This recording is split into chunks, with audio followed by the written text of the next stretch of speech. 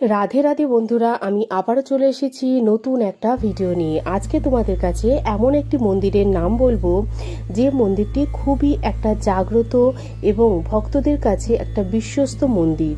যে মন্দিরটির নাম হলো মেহেন্দিপুর বালাজি মন্দির, যেটি রাজস্থানে অবস্থিত, যা অলৌকিক ও রহস্যময় বলেও পরিচিত হয়েছে। মেহেন্দিপুর বালাজি মন্দিরটি মূলত দুটি বিশ্বাসের ওপর ভিত্তি করে তৈরি হয়েছে। প্রথমত, এটি হনুমানের, যেটা বালাজি একটি জাগ্রত স্থান, এবং দ্বিতীয়ত এটি প্রেতাত্মা এবং কালো জাদু থেকে নিরাময়ের জন্যও বিখ্যাত। এই মন্দিরের গল্প অনুসারে হাজার হাজার বছর আগে স্বয়ং হনুমান এখানে তিনি শুধু দেবতা হিসাবে পূজিত হন না, বরং প্রেতরাজ সরকার, প্রেতাত্মাদের রাজা এবং ভৈরবজির সঙ্গেও এখানে একটি রহস্যময় সহাবস্থান রয়েছে, যেখানে তার আধ্যাত্মিক শুদ্ধিকরণে গুরুত্বপূর্ণ ভূমিকা পালন করেন। মন্দিরে আসা ভক্তদের বিশ্বাস এখানকার মন্দ আত্মাদের তাড়ানোর ক্ষমতা আছে এবং কালো জাদু বা অশুভ শক্তির কারণে সৃষ্ট রোগ নিরাময় হয়। একটি প্রচলিত বিশ্বাস হলো, একবার যদি কেউ এখানে নিরাময় লাভ করে, তাহলে মন্দির থেকে বের হওয়ার সময় তাকে আর পিছনে ফিরে তাকাতে হয় না। তিরুপতি বালাজি মন্দিরের নির্মাণ কাজ 300 খ্রিস্টাব্দে শুরু হয়েছিল, যেখানে অনেক সম্রাট এবং রাজা সময়ে সময়ে এর উন্নয়নে নিয়মিত অবদান রেখেছিলেন।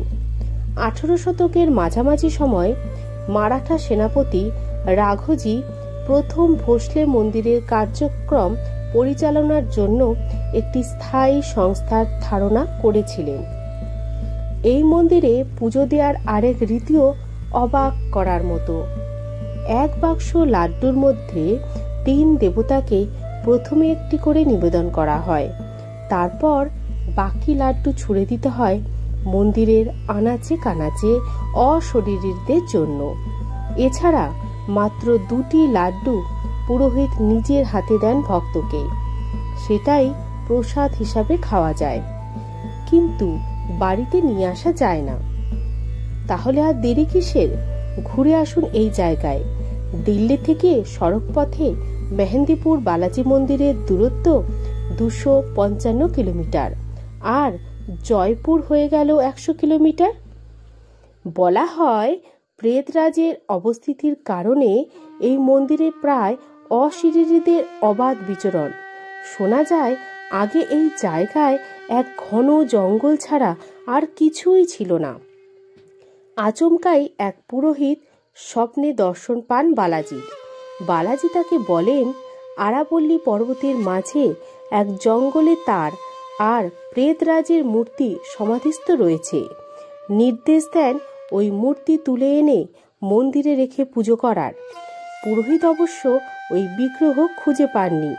পরে বালাজি তাকে স্বপ্নে আবার দেখা দিয়ে জায়গাটা চিনিয়ে দেন। তারপর জঙ্গল কেটে গড়ে ওঠে এই বালাজি মন্দির। বলা হয়, বালাজি অর্থাৎ বজরংবলীর গর্ভগৃহ বাদ দিলে এই মন্দিরের বাকিটায় ভূতেদেরই বাস। সেই জন্যই পুজো দেওয়ার পর ভক্তদের পিছনে ফিরে দেখতে বারণ করা হয়।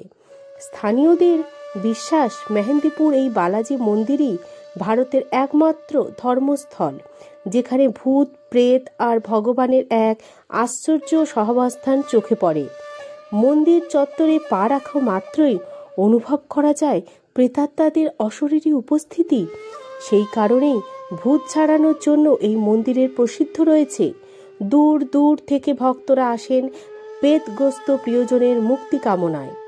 মেহেন্দিপুর বালাজি মন্দিরের প্রধান উপাস্য দেবতা শ্রী হনুমান। তিনিই নাকি এখানে বালাজি হিসাবে পূজিত হন। বজরংবলীর সঙ্গে এই মন্দিরের পুজো পান ভৈরব। 2 দেবতার সঙ্গেই মন্দিরের বিরাজ করেন প্রেতরাজ। চিতাভস্মে জল দিয়ে নাকি আর পিছন ফিরে তাকাতে নেই, তখন মায়া ত্যাগ করতে হয়। মৃত ব্যক্তির আত্মাকেও শান্তি বিদায় দিতে হয় যাত্রার জন্য। হিন্দু ধর্ম যারা মানেন তাদের এমনই বিশ্বাস। রাজস্থানের দৌসার এলাকায় মেহেন্দিপুর বালাজি মন্দিরও এই প্রথা রয়েছে। পুজো দিয়ে চলে আসার সময় আর পিছনে ফিরে দেখার নিয়ম নেই। দেখলে নাকি কোনো না কোনো অতৃপ্ত আত্মা এসে গ্রাস করে। এই কাহিনী এতটাই ব্যাপক আকার ধারণ করেছে যে মেহেন্দিপুর বালাজিকে প্রায়শই ভারতের সবচেয়ে ভুতুড়ে মন্দির হিসাবে উল্লেখ করা হয়। সবচেয়ে অদ্ভুত বিশ্বাসগুলির মধ্যে একটি হলো যে যদি কেউ ভগবান বালাজি দ্বারা সুস্থ হয়ে ওঠেন তাহলে মন্দির ছেড়ে যাওয়ার সময় তাদের পিছনে ফিরে তাকাতে হবে না।